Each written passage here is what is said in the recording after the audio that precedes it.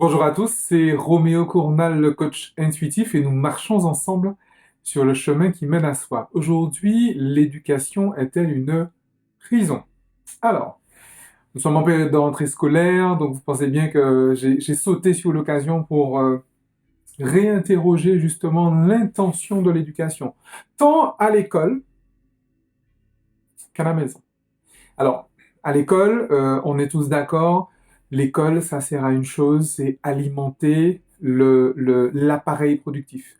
D'accord? Vous envoyez vos enfants à l'école pour qu'ils apprennent demain à être des, comment on appelle ça? Des facteurs de production pour l'économie. C'est comme ça. Hein? OK? À la maison, le paradigme est en réalité le même. C'est-à-dire qu'un bon élève à l'école, c'est quelqu'un qui est finalement le mieux, le plus conforme. Euh, c'est une copie conforme. Alors vous écrivez comme vous voulez, copie conforme. Après le tour, on a le droit de former des copies. Hein. Vous êtes bien d'accord que la notation, la vie notée à l'école, c'est voilà, tu es conforme à ce que j'attends de toi.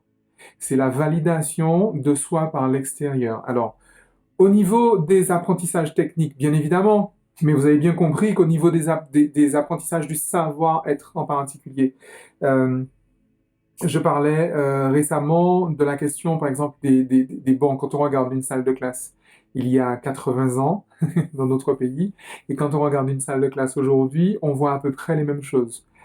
Pourquoi? Parce qu'un enfant, quand on apprend à un enfant pendant 20 ans à rester assis pendant des heures, à ingurgiter de la connaissance, en fait, on lui apprend la docilité. D'accord? Et plus tard, sur le marché du travail, il faudra qu'il soit docile tout autant que performant. D'ailleurs, plus docile que performant, c'est important. OK? Alors, vous êtes nombreux à avoir remarqué que la qualité première de vos supérieurs, c'est leur capacité à dire oui à leur N plus 1. OK? C'est ce qu'on attend d'eux. OK? Je suis pas en train de poser un jugement normatif, hein, j'observe et je donne un point de vue qui, comme tous les autres, est stupide et génial. À la maison, c'est pareil. L'enfant sur qui finalement se portent tous les espoirs, c'est l'enfant qui va répondre aux dictats, aux attentes, au modèle hollywoodien. Okay, c'est véritablement ce qu'on attend de lui, avec la réussite, la villa, la voiture, le virement, la piscine, la Ferrari et la bimbo. Tout va bien. Vous avez bien compris que le problème avec ça, c'est la drogue, c'est les suicides, c'est les cancers, c'est les addictions en tout genre et c'est les burn-out. Ça fait beaucoup, c'est un peu lourd, c'est vrai, mais je crois vraiment que la cause principale de tous ces fléaux sociaux que je vous ai cités vient véritablement de là. Vient du fait que à la maison comme à l'école, l'éducation, la domestication, euh, tend à éloigner l'enfant de qui il est vraiment. Alors, vous allez me dire, oui, mais attends, déjà, on connaît ton côté un peu excessif, mais finalement, c'est quoi la bonne éducation? La bonne éducation, c'est la bonne distance au bon moment. La bonne éducation, c'est celle où l'éducateur apprend à celui ou à celle qui l'éduque à lui survivre, à faire sans lui, à l'autonomiser, d'accord? L'éducation, c'est, à mon sens, elle respecte l'humain quand elle relève de l'initiation à soi. Que l'enfant découvre qui il est vraiment. L'initiation à soi, pas l'initiation à ce que finalement je veux que tu deviennes, mais l'initiation à soi. La grosse particularité, finalement la grosse difficulté hein, avec ça, c'est que en fait vous allez initier un enfant à quelque chose que vous ne connaissez pas, c'est-à-dire cet enfant. Parce que vous ne pouvez pas connaître un enfant puisqu'il est complètement unique dans l'histoire de l'humanité. Par contre, vous pouvez lui donner cet exemple finalement de s'initier à soi. Ça veut dire bien évidemment que l'éducateur est initié à lui-même. Autrement, ça ne marche pas. D'accord? On est peut-être dans des démarches un peu métaphysiques, un peu spirituelles, un peu, certains diront fumeuses, mais prenez le temps de réfléchir à ça. Vous savez que pour moi, il y a rien de plus concret que la spiritualité, justement. Prenez le temps vraiment de réfléchir à ça. Si mon enfant sait qui il est, d'accord? Demain, il saura quoi faire.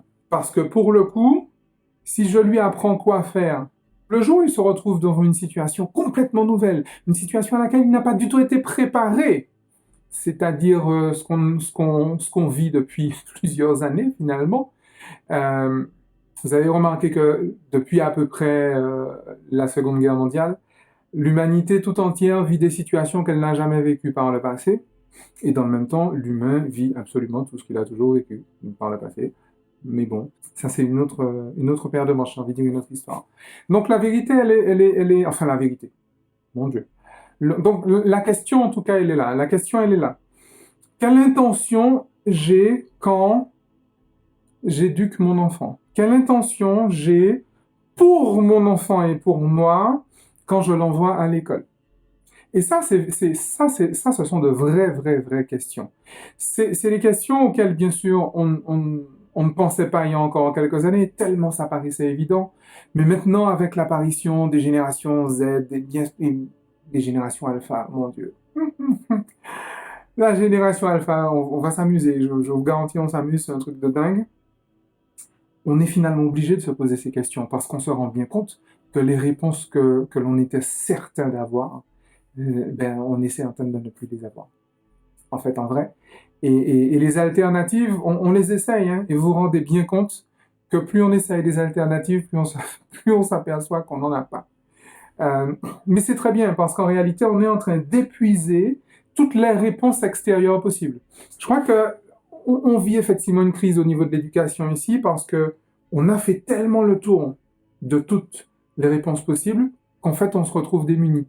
Et c'est ça qui pour moi est une immense opportunité parce qu'on se rend bien compte que les réponses extérieures ne fonctionnent pas, aucune n'est complètement satisfaisante.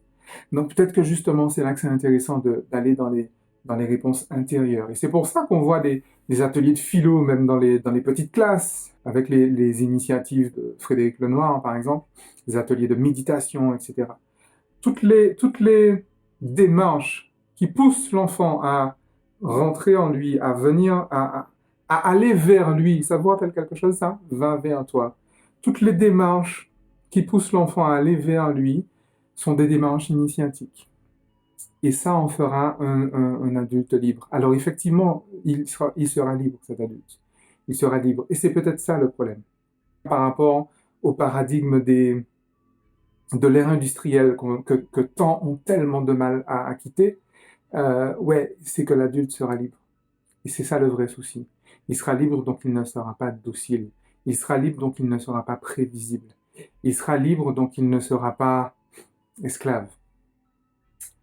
Et je vous rappelle que l'ère industrielle a commencé en 1792. 1792, c'est quand un certain Christophe est allé prendre ses congés à Punta Cana et qu'a commencé justement la traite négrière. C'est à ce moment qu'une civilisation s'est bâtie sur les ressources d'une autre. C'est à ce moment que les paradigmes de rareté, euh, justement, ont pris corps. Et je crois qu'on arrive au bout de ça, très certainement parce que c'est pas naturel. Et le fait est qu'aujourd'hui, quand on parle d'éducation, bah justement, on va à l'encontre justement de la soumission, on va à l'encontre de la standardisation, on va à l'encontre de l'esclavage mental, on va vers soi et on va vers une liberté d'être. Ok? Donc, plus que jamais, on va dans une capacité à faire bon usage de son âme. Donc, pour vous et pour vos enfants, âme, usez-vous bien. Ciao.